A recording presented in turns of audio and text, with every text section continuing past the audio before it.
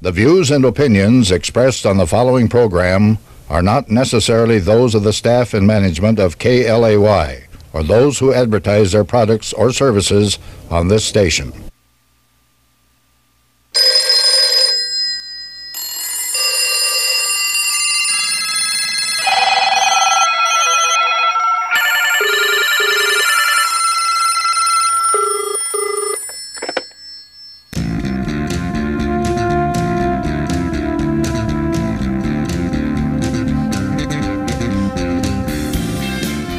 What a week. What a week. Welcome to Ask an Atheist. My name is Sam, and with me today is Mike. Good to be here.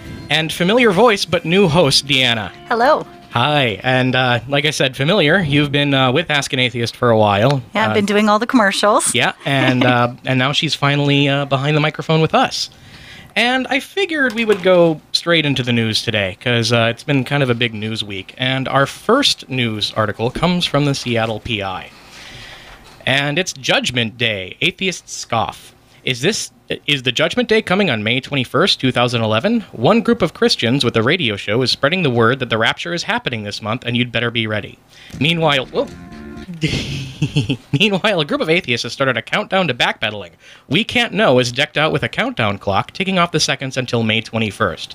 The URL, of course, is pointing some fun at the wecanknow.org, the official site of the family radio group predicting the end of times. Wait a minute. It's about us. This sounds familiar. Awesome.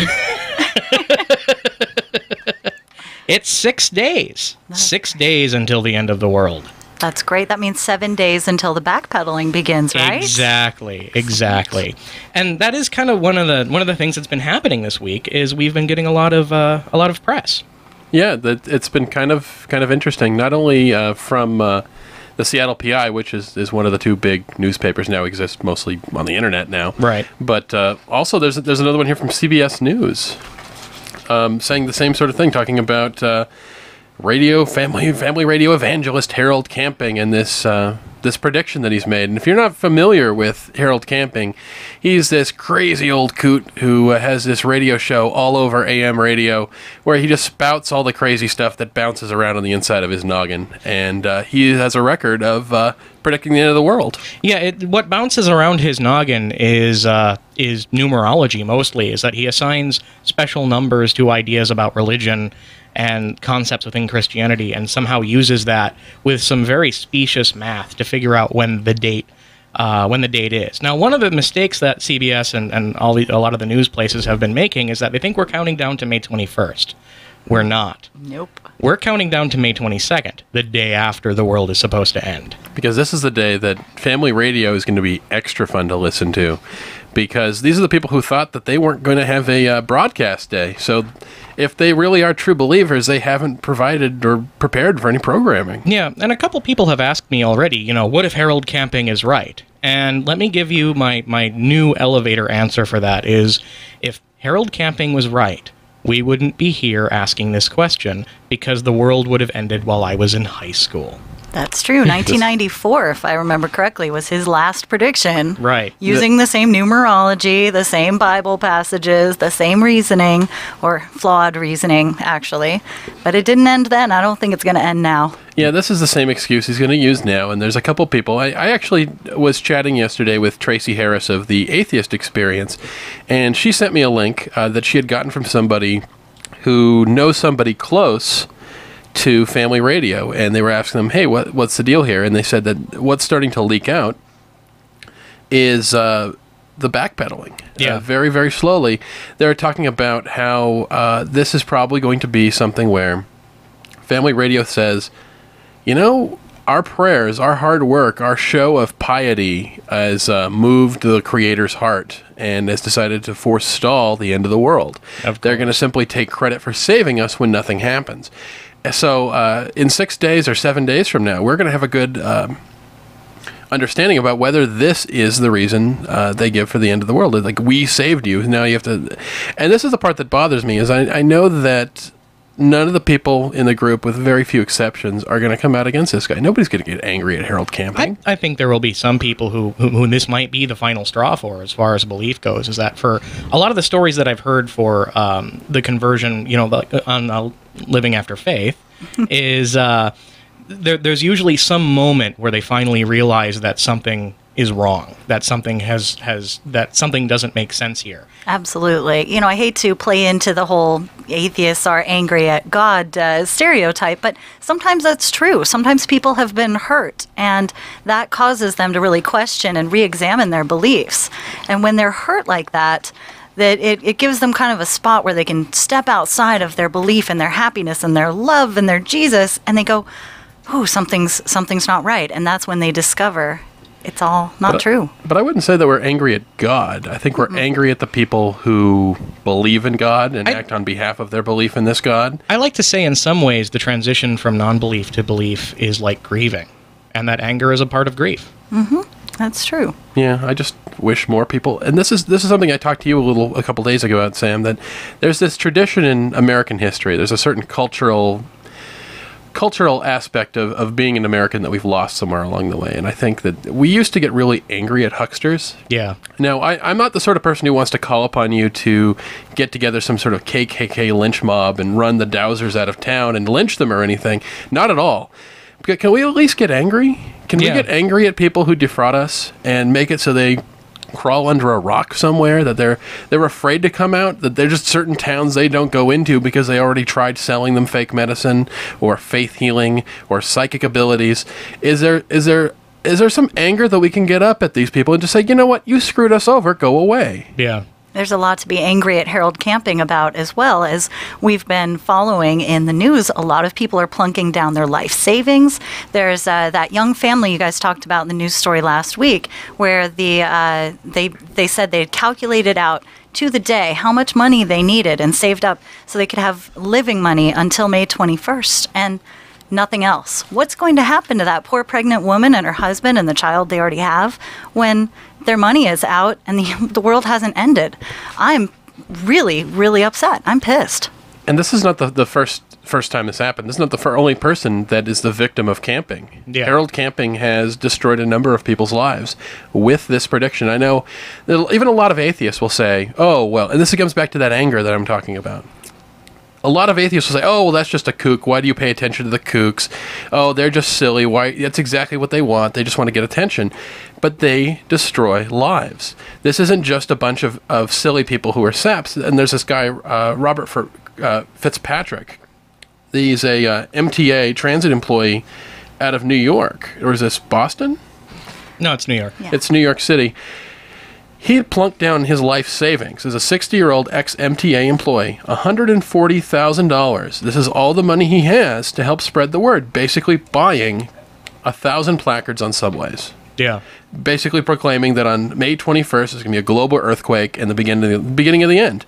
And here's the thing, is that if you really believe this stuff, it makes total sense that you would do this. Yeah, and we have an article from the HuffPost that we're reading from about this, and it ends on a very, very scary note. He goes on and he says that he's following Harold Camping here, and then he says it's the date, Fitzpatrick said.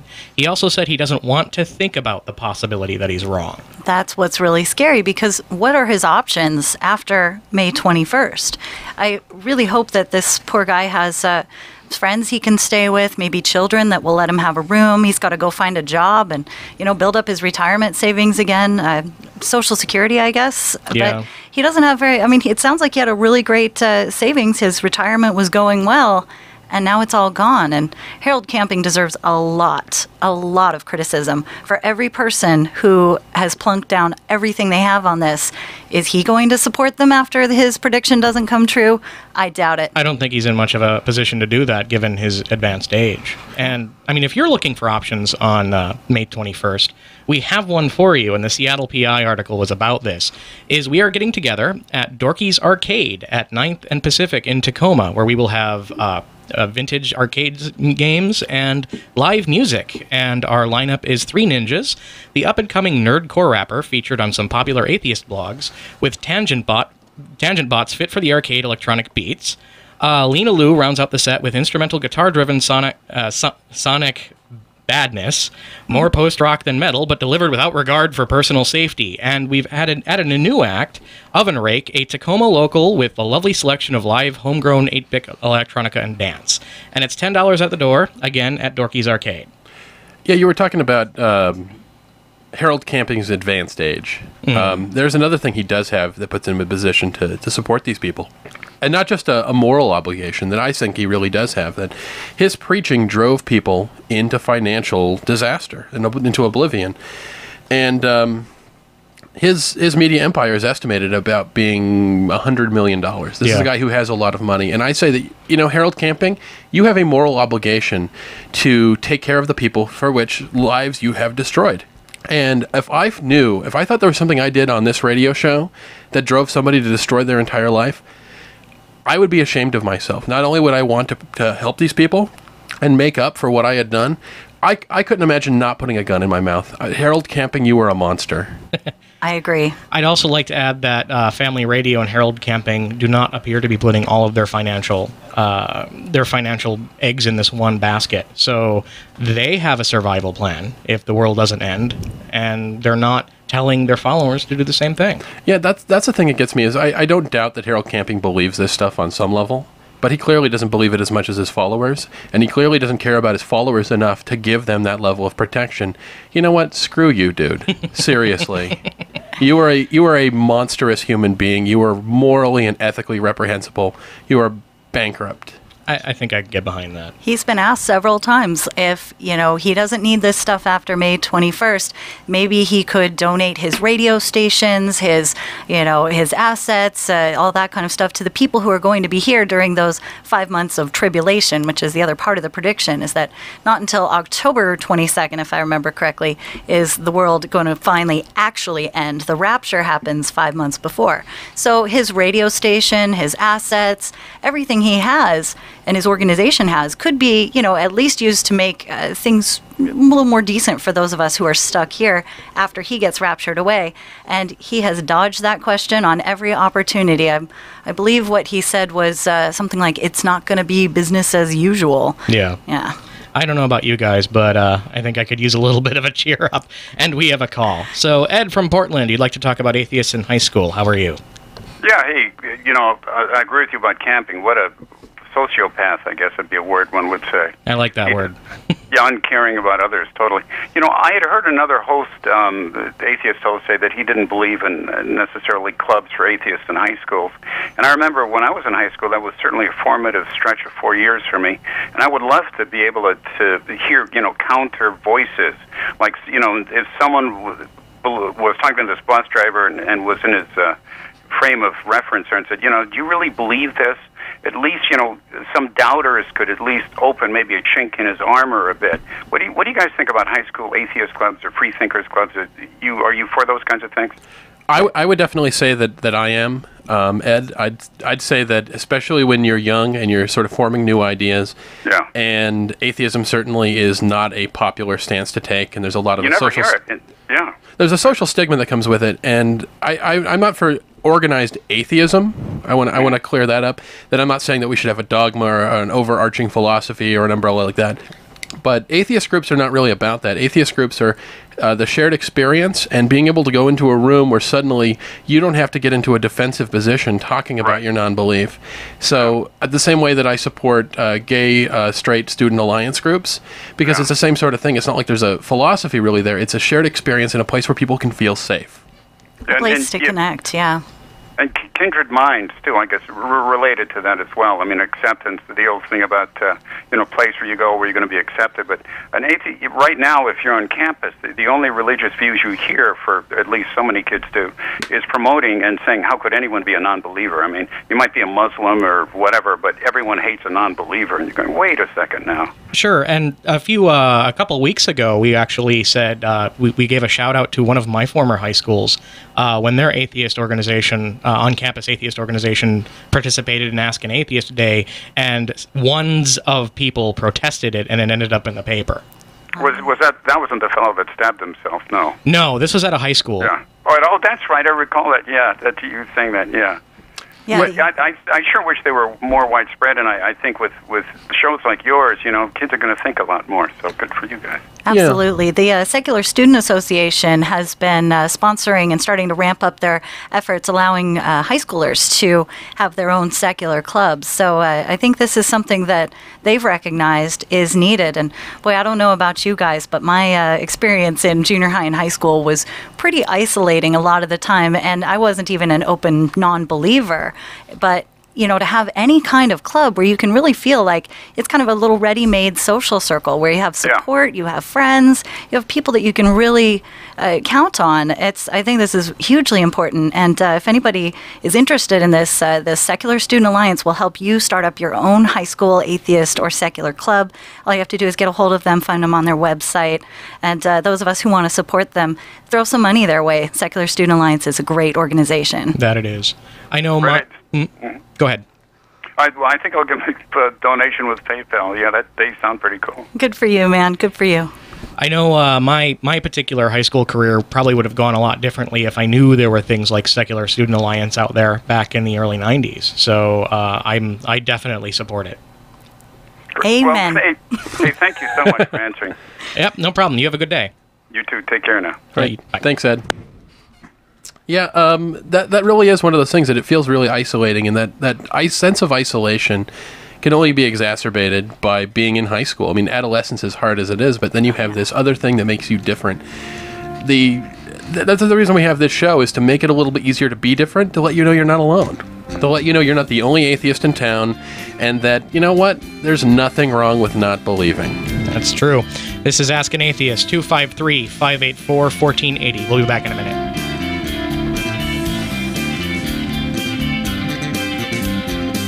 Are you tired of religious dogma influencing government policy? Do you support the separation of church and state? Then the Secular Coalition for America is your voice in Washington, D.C. The Secular Coalition for America is the only national lobbying organization representing atheists, agnostics, humanists, and other secular Americans in our nation's capital. The Secular Coalition for America speaks out for millions of non-theistic and non-religious Americans who support public policies based on science and reason, not religious bias. Go to secular.org today to sign up for emails and get involved. That's secular.org. You can advertise on Ask an Atheist on the radio, on our website, and in our podcast. People just like you who have the same interests are listening right now, just like you are, and thousands will download this podcast and listen to it later. If you have a product, service, or idea to sell, people here in the Pacific Northwest and people around the world, thousands will hear your message. Let us help you sell your product, service, or idea. Contact us at advertising@askanatheist.tv. That's advertising@askanatheist.tv. The end of the world is nigh. Millions will disappear in the rapture, and those left behind will feel the wrath of God. So who better to help those people feeling the wrath than an atheist? We don't believe in God, so we're pretty sure we won't get raptured out of here. You can help by donating to Rapture Relief. We'll use the money to help those afflicted during Armageddon. And if for some reason this all turns out to be just another failed prophecy, your money won't be wasted. We'll give it to Camp Quest, which teaches children critical thinking and science so they won't be duped by religious fables in the first place. Learn more at rapture-relief.org. A satirical benefit for Camp Quest, brought to you by Seattle Atheists. This is Ask an Atheist, 253-584-1480. And like I said, that she may be new to the hosting part, but you've heard her voice before. Thank you very much, Deanna. And I really like that new commercial. I love it too. Isn't that awesome? It was so much fun. I felt like a total dork while I was recording it, because you have to kind of go crazy with the putting a lot of emphasis into the I'm going to be happy and perky, but when you don't have video, when you don't get to see somebody, you have to put more into the voice part. Yeah. So that was a hoot. And the Seattle Atheist Rapture Relief Project is looking really, really fun and great. funny. And I like the fact that the money is going specifically for a Camp Quest installation here in the Washington area. That would be so great. That would be really great. And so we move on to some emails. And we got a couple that are basically about the same thing. I'm going to read them both and let you guys respond. Our first one comes from Don from Portland, Oregon. And he's asking about a Portland party. And he says, is there a countdown party in Portland? I want to be there for the end.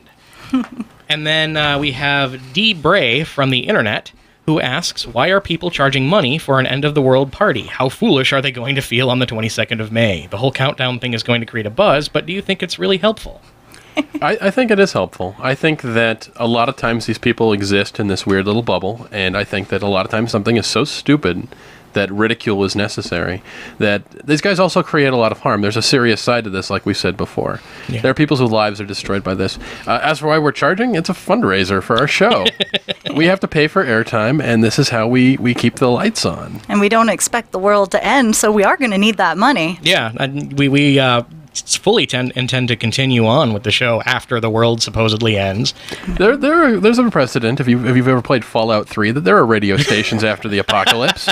Yeah. So even if it is an apocalyptic, post-giant earthquake, scary, messed up world out there, we'll still broadcast, be a friendly voice on the air for all of those poor people being tortured. Either way, we're still here. And we'll make you go on missions if you miss your charisma check.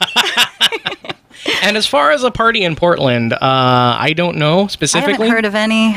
So come on up to Tacoma. It's not that long of a drive, and we would love to see you. I know it would make my day if some folks from Portland came up. Yeah, it's only like a 3-hour drive, isn't it? Well, less than if it's me. Less than. And we don't know what time the rapture is happening, so start early. Yeah. Traffic can get really bad during an apocalypse, trust me. It gets even worse when you're in stop-and-go traffic. However, you're trying to get into a major metropolitan area, so it might be a little easier for you. Oh, that's true. Everybody be leaving in case of emergency, I think. Yeah, so going against traffic, you know a bit about that.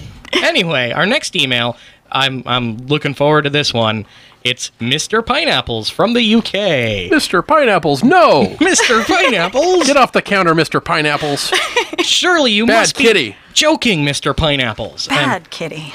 And Mr. Pineapples writes, why do you atheists need your atheism? Who is the Pope of atheism? And why is this your intellectual prop? Is that a band name? Intellectual prop? Intellectual prop. Yeah, I'm pretty certain I can say that on the radio. Seems like you need something to believe in after all. I don't think anyone says that we don't believe in anything. Mm-hmm. It's just one thing that we don't believe, that's all. We believe in nothing. Yeah, I mean, okay, yeah, no God, that's atheism, but that's not to say I don't have a value system. What I call my value system is humanism, and I do believe in something. I believe in something positive. I believe in, I have a value set, but it's not atheism. Atheism is about what I don't believe in.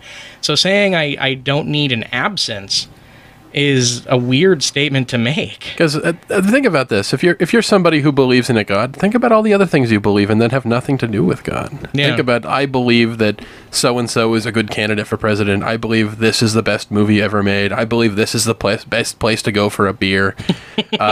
These are all things that you believe. I believe that this is right. I believe that this is wrong. I believe this is good. I believe this is bad. Yeah, but saying that, why do you atheists need your atheism? It's like asking me, why do I need my lack of 14th arm? It's a question that I really can't answer because it's an odd question. Well, it's a question that assumes that, why do we need my atheism? Why do you need your not believe in Bigfootism? Yeah, that's true. Why do you need a lot of things that you don't believe? And this goes back to that, and he actually says Pope of atheism is something we've been saying on the show a lot, is there is no Archbishop of atheism. That's part of the reason why we have this show, is because there are no voices. There's no one single person you can go to, and we're showing you that. We're showing you the diversity of voices that exist in the free thought community. There's, there are the authors that everybody likes to read. There's Dawkins, there's Hitchens, there's Harris, and they are definitely authorities on their subject matter. They're the most well-known voices, but they are by no means the only ones. I mean, there are so many people. We're like a big collective, but not a Borg collective, to use a reference Mike would appreciate there. I think a good way of looking at it is, I don't really think of atheism community as having leaders so much as it has spokespeople. Mm-hmm. That these are people that are saying things, and we hold them up on our shoulders because we think they say things in an intelligent way, or in a funny way, or an entertaining way, or in a persuasive way. But it's not like if Dawkins says that you have to vote for this candidate for president, or you need to buy this brand of car or toothpaste, that we're immediately going to go out there and agree with him. There are things that Dawkins has said that I disagree with. There are things that Hitchens has said that I disagree with. And you know what? So what? I like them on certain things, that people are complicated, and that there are good things about people that they're right on. I mean, there are things that I'm going to say today that people are going to disagree with, and you know what? That's fine. Yeah, and I'm willing to call them leaders. I'm willing to call Hitchens and Dawkins, etc., leaders. But there's a difference between a leading voice and a commander. Hitchens can't come in my house and tell me what to do. He can't tell me to change my dish pattern. He can't excommunicate you either. Exactly. He can't kick me out of the club. He can't demand a tithe from me. But he is a leading voice. He is somebody people go to. He does speak a lot about this topic. But he's not in charge of the movement. And that comes back to atheism. Let's get that definition out there again. Not theism. Atheism, like atypical, asexual, asymmetrical, meaning not typical, not symmetrical, not sexual. When you're an atheist, you're not a theist. That's all there is to it. Like Sam said, the definition is 2 words, no gods.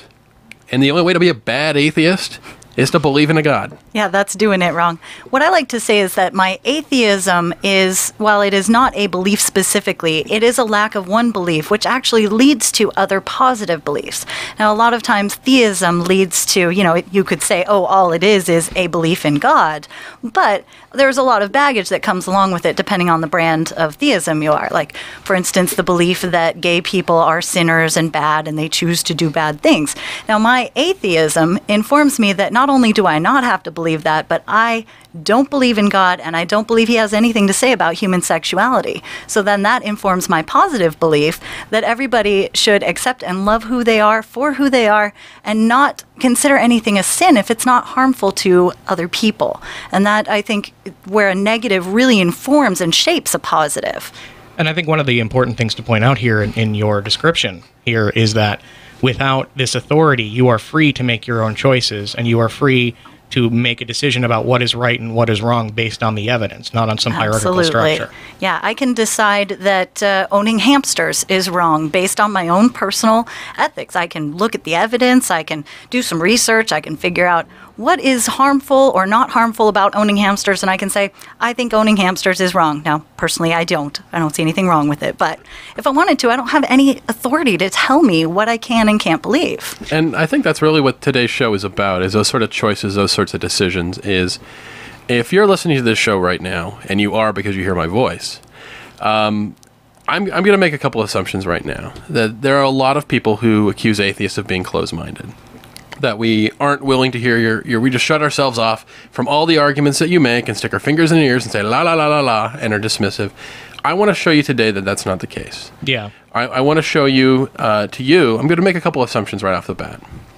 I'm going to assume that you're a Christian. I mean, that's a pretty easy bet in this country. It's like 90+% of the United States self-identifies as a Christian. And I'm also going to assume that you think we're wrong about this whole atheism thing. That you think when we die, we're either going to go to hell or we're going to be separate from God, or either way, we're not going to have as good of an outcome after death as you. And I'm going to assume you want us to change our minds about that. And you have the best interest at heart of us, that you really want us to live on after we die in a comfortable fashion, not being torn apart by knives and fire and bad stuff. So I'm going to assume that you really do want to change your mind. You're not just a trollish person like Fred Phelps, who just wants to rub our face in our damnation. So I'm going to make that assumption about you. Thank you for caring, I guess. Yeah. I also want to let you know that we're not doing this to embarrass you or to lead you into some sort of a verbal ambush. That I want to give you the instructions today about how to change our minds. And this is an important thing, because I have to assume that you really care about changing our minds, that you really do think you're right about this. And now I'm going to give you the recipe to do that. And the first thing I want to do is go through a lot of the things that don't really work. A lot of the stuff that gets thrown out there that really wastes both of our time. That when we start talking about you changing your mind, these are the arguments that I hear over and over again. And I'm not just pulling this off a website. These are things that I myself have encountered both in person and on the internet. So let's go through that. The number one, please don't quote the Bible at us. If I want to hit one of these things harder and harder, and I get this every so often, this usually comes from the fundamentalist end of the spectrum, but quoting the Bible doesn't work. Yeah. I mean, we had that one call from Glover where he's like, you guys, you're leading people straight to the gates of hell, and my proof is all in the Bible. And if you'd like to tell us why that's okay, you can give us a call at Ask an Atheist, 253-584-1480. This is the one that really puzzles me probably the most, is that a believer has to know, they know what an atheist is. They know that we don't believe that their God, I guess you could say the cornerstone of their belief. They think this is the creator and maintainer and eventually destroyer of the universe. This is the cornerstone of all they believe. We don't believe in that being. We don't think it's real. We feel about that being the way we also feel about Hamlet or Darth Vader. Right. These are characters that exist on a page and in your mind, but nowhere else in the real world. And there are some atheists who see the Bible as very interesting literature and like reading about these particular characters, but don't see them as real. And that's something I do a lot, too, is when people hear me get angry about something that the God does in the Old Testament, like telling them to wipe out the Canaanites and, hey, don't let anything live, cut out that's sort of really immoral stuff that appears in the Bible, and they hear me get kind of angry about it. I'm not getting angry at a person I think exists. I'm talking about in the same fashion that I'm talking about a literary character. Like when I wrote a 9-page research paper about Hamlet a couple years ago, where I talked about how he's a horrible human being. Right. I don't think Hamlet is real, but I can still get angry at somebody on the screen or on the page. So here's the thing. If you know that we don't believe in this person, we don't believe in this character, this being, this force, whatever you want to call it, why do you assume that we would hold any authority with the Bible? Why do you think that we would give any credence to something simply because it's written on that page? And, pointing out passages to us that, we're fools or sentenced to an afterlife without God or roasting or whatever, that just doesn't convince us any more than you would be convinced by somebody quoting passages from the Quran to you. Right. Straight up, the Bible to you is proof because it is the written word of God. We don't go for that. That is not what we believe, and we believe there's a lot of evidence to suggest that that isn't true. So if you're gonna try and convince us of these things, you can't just use the one source that we've already discounted. If you want to use that source, you must first prove that that source makes sense. Yeah, and again, this is an argument. Well, they call this an argument from authority. That an authority figure or an authority book, it's just automatically right because it's in that book. We don't buy that. Something is true or not true based on its own merits, not based on who says it. Here's the thing: if Hitler says that water is wet, it's wet whether he says it or not. I mean, that's the way this works. And also, the Bible is clearly a biased source. I mean, who cares if the Bible says that we're wrong about something? If Pepsi wrote a book, what would that book say about Coke? What would Ford say about Chevy, and what would the Joker say about Batman? Yeah. When you're against somebody and you think they're wrong, and you write a book, you don't expect a objective account. That's just silly. And clearly, if you want to convince us with a book, like Sam said, you got to prove that this book is right. And with so much the Bible promotes things like inequality to women, slavery, anti-gay sentiments, it only makes me want to ignore that source. And yes, there's a couple things about being nice to your neighbor, but you know what? Maybe the Third Reich had a really good transportation platform. There are certain things that cancel out in the big picture. Like if somebody says, hey, by the way, I want to give every voter a new free puppy, but I'm also going to kill your mother. I'm like, oh, free puppy. And it's not like the Bible is the only source of documentation about why you should be nice to people and why you shouldn't kill people. There are other places to get this stuff. Humanism, for example, says a lot of those things. Just thinking about it and being able to apply simple empathy. It's like, you know what? I don't want to be murdered. There's a great, actually, compilation of secular humanist knowledge. A.C. Grayling just released this book, or wrote this book called The Good Book. And he took secular things, good advice, don't kill people, be nice to each other, if you give a man a fish, that kind of stuff, all put it together in a book. And it is, kind of a play on the Bible. Of course, it's not a Bible because we're atheists. Well, Bible just means book. Yeah, that's true. That's what bibliography comes from. Sure, but I'm not going to make a cookbook and call it the food Bible. Wait, people do that. Never mind. It's a cookbook. Here's the other thing, folks. Okay, I'm going to let this one out. This is something you guys, you really have to stop doing this. Arguing God into existence using a riddle. Please don't do this to us. Please. Oh, yeah. This is something apologists do all the time to us, and please don't do this. Rather than try us to show with physical evidence, what they try to do is come up with a fancy riddle through verbal exercises. Like you guys know the first cause argument? Oh, yeah. This is something Thomas Aquinas came up with in the Middle Ages. Right. And really hasn't moved far past this point. The first cause basically goes like this. Everything has to have a cause. Right. That's the first statement. Therefore, everything that has a cause has a cause. So, okay, we're moving along. That first cause has to be God. And I'm like, well, wait a minute. You said everything has to have a cause. What about God? Oh, but God doesn't have to have a cause. Right. He's God. And you've immediately invalidated the thing that started your argument. And if God doesn't need a cause, the universe doesn't need a cause.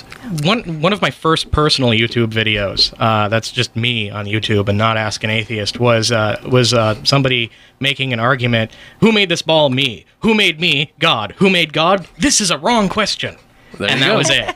And this is something that we like to call a special pleading. And if you don't know what special pleading is, it's a logical fallacy where you start out by making a universal rule, like, in this instance, everything exists, needs a creator. Then you demand an exception to it. Yeah. And just try to stop there. And you're immediately invalidating that rule. You're offering up a God and then arguing that God doesn't need a creator. So why are we even arguing? Why is there a middleman in this argument? It's amazing. These arguments can't just be limited to proving a God. If you want to have that first cause, why not just immortal rainbow leprechaun wizards from Dimension X? And this isn't the only riddle we get. There's also, we talked about this before we got together today, is why is there something other than nothing, which is this completely tautologous riddle. It doesn't. That's such a worthless thing to say. Why is there something other than nothing? Why is water wet rather than dry? Why would there be nothing? To be honest, I think it's more preposterous that there could be nothing existing at all. Just a great blackness, a blankness, a vacuum, a void. Yeah. Why would that exist? I think that's a lot less likely than that something has existed. Okay, rule number 3. Well, I think the answer to that is really, why is there something other than nothing? Because we're here to observe it, which is not really an answer. This is Ask an Atheist, 253-584-1480. We'll be back in a minute.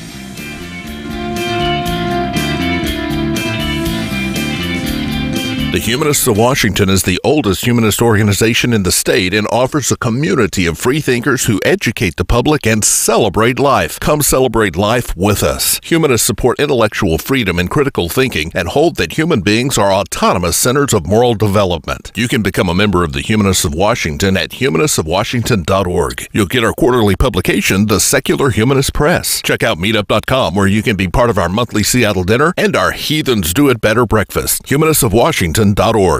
You can advertise on Ask an Atheist on the radio, on our website, and in our podcast. People just like you who have the same interests are listening right now, just like you are, and thousands will download this podcast and listen to it later. If you have a product, service, or idea to sell, people here in the Pacific Northwest and people around the world, thousands will hear your message. Let us help you sell your product, service, or idea. Contact us at advertising@askanatheist.tv. That's advertising@askanatheist.tv. Tacoma Telematics wants to help you connect with your clients. We can give you a top-notch web presence. Tacoma Telematics can take your website to the next level and make it an essential part of your business marketing, but that's not all. Want VoIP? We've got it, bringing large corporation phone systems capability at mom-and-pop prices. We build intuitive interfaces to help you manage your resources quickly and efficiently. Take advantage of our holistic approach to make your business communications succeed effortlessly. At Tacoma Telematics, we're committed to personal and professional integrity, open communication, and long-term relationships. See us at TacomaTelematics.com.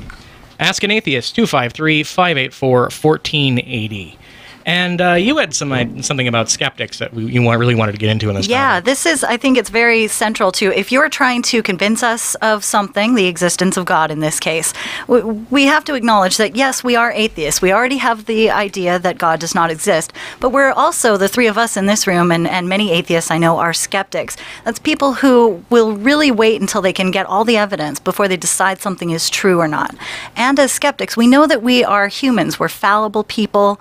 We have, if you show us a magic trick, the first thing we're going to think is, oh my God, magic is real. That's awesome.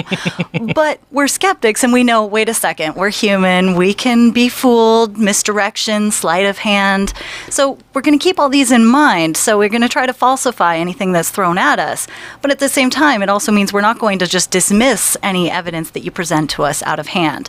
We want to try to avoid the pitfalls of motivated reasoning, where we just say, okay, I'm going to believe this and I'm not going to listen to anything you have to say because I'm right and you're wrong.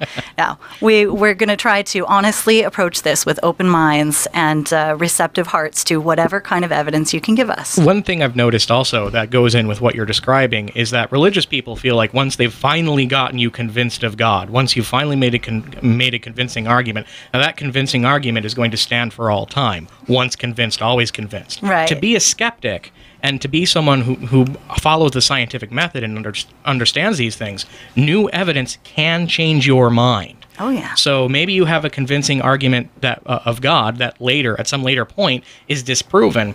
As a skeptic, as somebody who's following the evidence, that means once this new evidence comes in, I'm not going to believe in God anymore. That all knowledge is a current draft. That Exactly. you have to know. It's like I've talked to people before who are fundamentalists, and one of the ones was, I just ask you straight out, do you think your wife is cheating on you?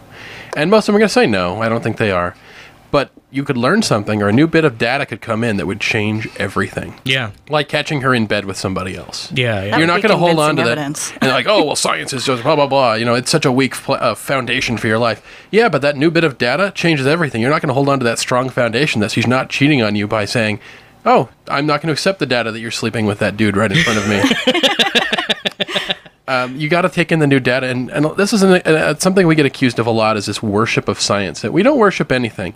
The reason that we have a respect for the scientific method, and the reason that we would expect you to apply it while making your arguments, it's a question of strict practicality. Yeah. Science works. It's as simple as that. This is a thing that cured polio. It allowed us to go to the moon. It lets us communicate over the radio to people on the other side of the world instantly. Yeah. This is something that takes diseases or problems that killed people. Struck them down. Like, for instance, I had a root canal last week, a nasty emergency root canal, and I can tell you it is awful. But if I had been born in the Middle Ages at the same time as Thomas Aquinas, I could have died from this. Yeah, you'd have to go to a barber to get it fixed, for one. And that's just a start, and they had no concept of anesthetic, and they had no concept of disease. The Pasteurian antibiotics didn't exist. But the tools they used are probably the same ones they use for blacksmiths. This is a sort of... They had one pair of pliers that exists. It's not like you go to Lowe's and you can pick out your pair, and there's a special just for dentistry. Dentistry and every other tool, this stuff all overlaps. And this is the same guy who also shaves you and leeches you. Yeah. So we have come a long way. Why hasn't religion have that same jump where you have this refined knowledge as you take in new data? So here's the thing. That said, though, it's when you said people say we worship science, is we don't let science control every aspect of our lives. I don't let science pick my favorite color. I don't let science necessarily pick what I'm having for dinner that day. There is a personal choice here. Not every part of our lives is governed by the scientific method. Personal choice has its place in life. Yeah, we just acknowledge that science is the best tool, the best process that we have right now for determining what is true. Yeah. And we're not talking about truth with a capital T that can't ever be questioned, that can't ever be tested. No, this is an ongoing, updating process where people hypothesize things, they prove them, they think they're true, and then, new information. Turns out it's not, but it's science that disproves the previous science. That's why it's so good. Yeah. Now, I'd like to get to the heart of the matter. I'd like to, and this is something that this is why the religious people are listening, is they want to know what that proof would look like. Yeah, let's talk about that. You want to prove to us that God exists. Now, here we get to it. This is the core of it. Evidence for the existence of a God. Not just your God, but any God. Let's start there. Let's start at the broadest level. I want to see this God manifest itself somehow. Give me something I can look at, something I can measure, something I can use my senses on. I want to see this God. I want to hear it. I want to... Give me an it. Give me an it to look at. Yeah. Give me an it. I want a display of its power. I want to see it suspend the laws of physics. I want to see it turn everything we know on its head, reverse times. Real miracles. Not miracles like, I found a parking space. Or...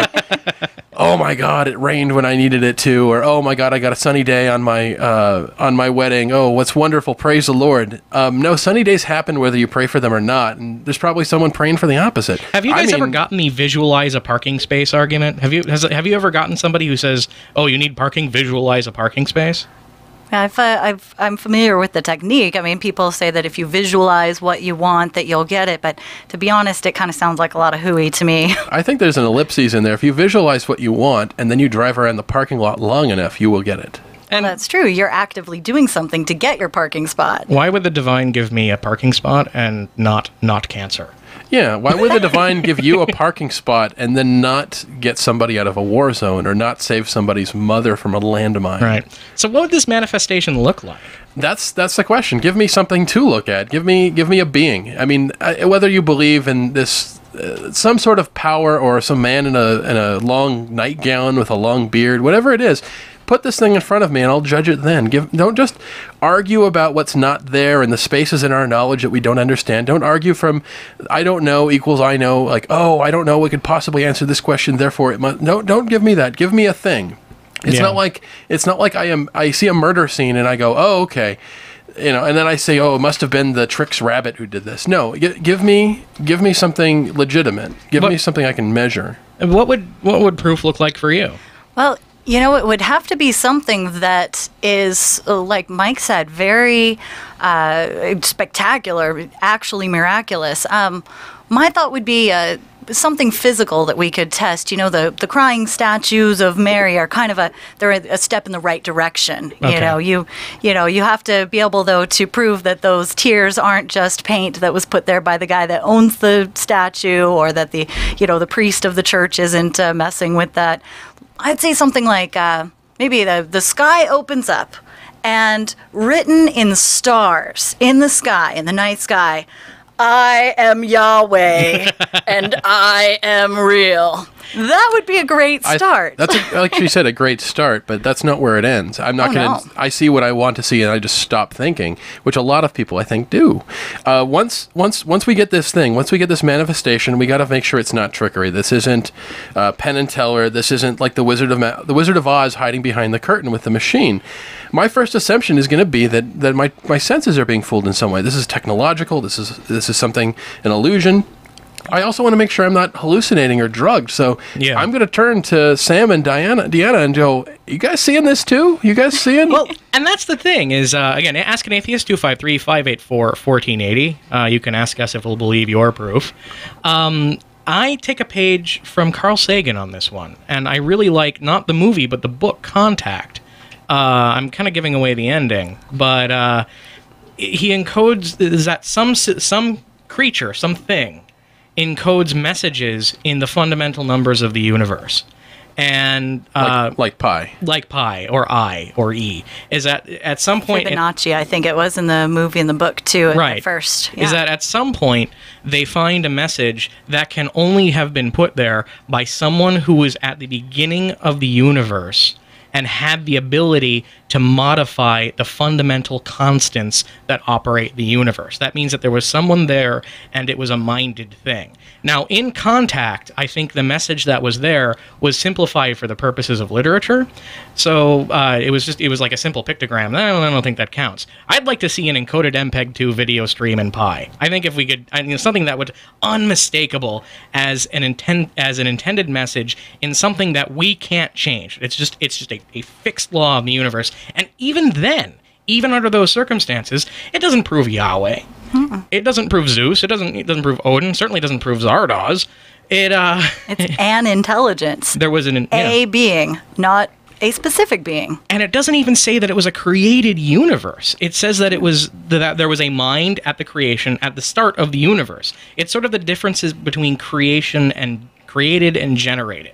Created is like built from a kit out of Legos. Generated is more like genetic programming. What I do is we build a generator that makes a landscape, and then you just sort of let it go and do its own thing. You knock down the first domino and walk away. Yeah, exactly. But then again, for me, I really have to make sure that I'm not being fooled in some way. That again, I'm always going to have something in reserve with a question, and you're going to have to answer all of these questions. Yeah.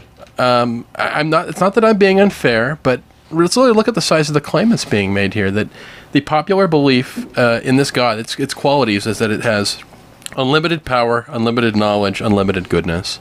When you put no limits on something, it's easy. If we're going to test for like Bigfoot, all you really need is somebody to generate your hairy beast ape man, and there you go. There's Bigfoot. I mean, that's a much easier thing. It's a smaller claim. Yeah. And okay, there you go. And Superman, it's like, okay, we want to see if this guy can bend steel and shoot lasers out of his eyes and fly.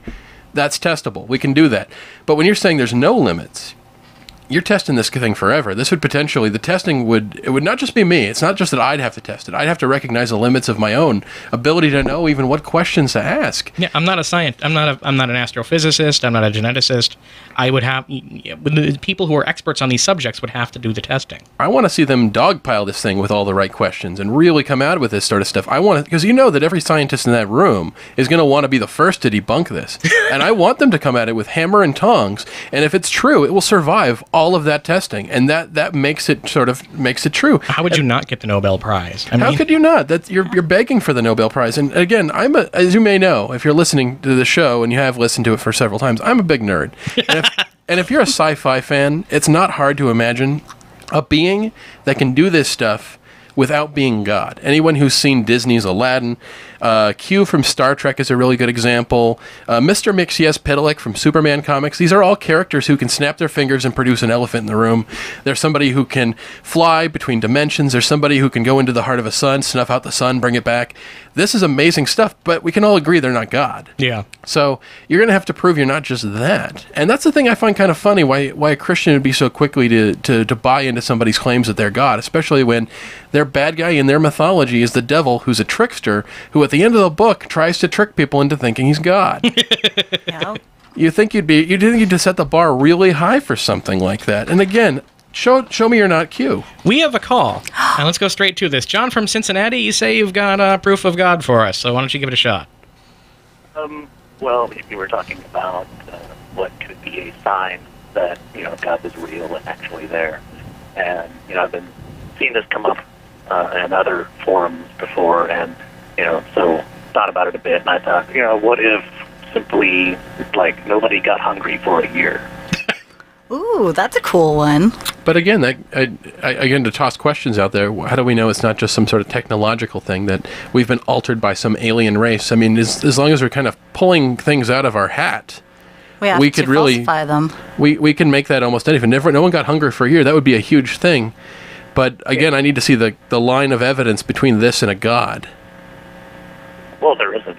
Yeah. That's interesting, though. The thing is, nobody got hungry for a year. That could be a virus or a bacteria that invades your stomach and somehow transforms waste material into food. I mean, it could go either way. We could be in this again, if we're going to play the game like we're solipsists, where we believe that only our mind is real and the universe is a fiction.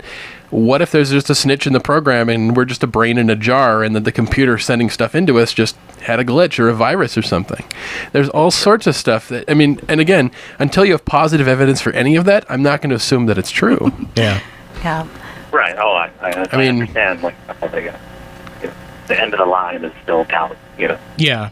And that's what it comes down to is the evidence has to be the thing about evidence in the scientific method is that it has to be overwhelming. Its statistical analysis we have to have like 95% confidence or better usually in science papers. Something like that. You have to answer all the questions that the old theory did, and more. Right. Yeah. You can't, and this is the thing a lot of religions do, is they have a tendency to make excuses for the other ones. I have a tendency to call this winning a no prize for Jesus. If you don't know what the no prize is, this is something Marvel Comics did back in the 70s, where if you pointed out a continuity error, and came up with an excuse. Let's just say Spider-Man's neighbor died, and then an issue later he shows up again getting his mail, and there's no explanation. A no prize is one when somebody comes up with some off-panel excuse for why that happened. People do this with the Bible all the time, where, there must have been something between the pages. That's not the same as finding evidence for something. Sure. So is there anything else you'd like to talk about? Well, not right now. It's just all right, well, too involved for... Feel free to call back next week. Maybe so. All right, thank you. Thank you, John. Thanks. Yeah, again, we really want to be open-minded about this. And remember, open-minded doesn't mean that you accept any idea. And I think this is something a lot of people seem to understand. Being open-minded doesn't mean that I assume every claim is true until it's proven false, because then you're going to have to take on a lot of ideas that they contradict one another. Right. The world can't be flat and round at the same time. The world can't be all just a dream or all absolutely real at the same time. The President of the United States can't be both a reptilian alien and a human being. Well, I've seen that theory. Apparently that's possible because we're all a little bit reptilian or something like that. Oh, no, not David Icke. Yeah, once you go David Icke, you can't come back. Oh my! Yeah, there's nothing really to say, but that the bottom line is that you should always hold back on believing something until you have a reasonable amount of evidence, and that amount of evidence is going to change depending on the size of the claim. Oh. Like I said with Bigfoot, that's an easy thing to prove. It's like saying, "Oh wow, is Barack Obama the president of the United States? Is he born in the United States?" There's documentation you can prove. Yeah. And if you're somebody who's so cut into a specific answer that you don't want to accept new evidence, and you just call everything a lie, whether it's a long-form birth certificate or a dinosaur bone, then there's really nothing I can say to you, because that's the exact opposite of open-minded. When I ask a religious person, what would it take to change your mind about God, and they say absolutely nothing, that's a problem, because we won't say that. I think the evidence would have to be really big, and some people might feel it's unreasonable, but that's because you're making such a big claim. They're also lying in that case. I'll straight up say that people who say nothing, absolutely nothing, will change their mind about God. I've met those people, and then I've seen what happens when they finally get the proof they're looking for. It happens. There's, at least in this case, we're willing to admit that something can change our mind. I think that's the only thing that any honest person can do, and this comes down to what I've said before, is that 90% of sane, honest people are agnostic, that we're not going to pretend that we absolutely know whether a God exists. But there's a question of certainty, and I feel fairly certain that there's probably not a God based on the lack of evidence, but that can change in a day. Yeah. Give me something to measure. Give me something to look at. Give me those signature written into the fabric of the universe, the way that Sam says. The way Slarty Bartfast wrote his signature into the Florida archipelago. I was listening to that today. Yes. I mean, give us something like that, and not just look at the flowers, look at the trees, because you know what? Look at the cancer, look at the famine. Look at the cholera. Look at the cholera. If this is part of God's plan and that's pretty, there's parts of it that aren't, and you can't just point to the fact that something is aesthetically pleasing and say that, hey, that's proof that there's a creator of the universe and it's loved you, and oh, by the way, it's the one from this book. Absolutely. Okay, guys, that's about what we got today. We are meeting up at Red Hot on 6th Ave in Tacoma at 5 o'clock. Come out for drinks and hot dogs and really good beer. Very good beer. And or if you're cheap, you can get less than perfect beer. Hey, don't knock PBR, man. All right. My name is Sam Mulvey. With me today was Deanna Joy Lyons. How you doing? Thanks for listening. And Mike Gillis. Good to be here. Our call screener was Rebecca Friedman. Our production assistant was Rich Lyons. Ask an Atheist is a production of NEDM Media. You can contact us at askanatheist.tv or give us a voicemail at 206-420-0997. You guys have a good day.